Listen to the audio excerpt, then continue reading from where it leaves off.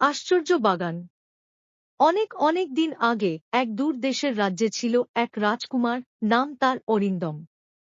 সে ছিল খুব সাহসী এবং দয়ালু।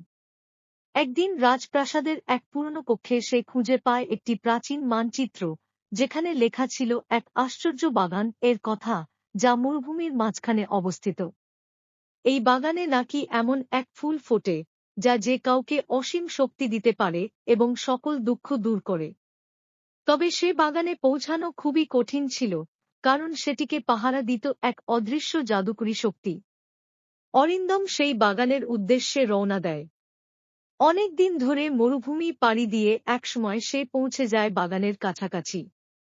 হঠাৎই সে দেখে এক অপূর্ব সুন্দরী রমণী, যার নাম ছিল রূপসী। সে ছিল বাগানের রক্ষক, তবে সে নিজেই ছিল জাদুতে বন্দী। তার শরীরের অর্ধেক ছিল ফুলের পাপড়ির মতো, এবং সে কখনোই বাগান ছাড়তে পারত না।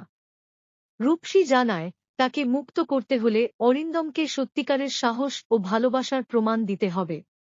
ঠিক সেই মুহূর্তে এক কালো ঝড় উঠে, যেটি রূপসীকে টেনে নিতে চায় জাদুর জগতে। অরিন্দম ঝাঁপিয়ে পড়ে তার হাত ধরে ফেলে। অবশেষে অরিন্দমের সাহস ও নিঃস্বার্থ ভালোবাসা রূপসীকে মুক্ত করে। তখন বাগান একটি উজ্জ্বল আলোয় ভরে যায়, আর সেই আলো রাজ্যে সুখ ও শান্তি ফিরিয়ে আনে। রাজার আদেশে রাজকুমার ও রূপসীর বিয়ে হয়, আর তারা সেই আশ্চর্য বাগানকে রক্ষা করতে থাকে যুগের পর যুগ।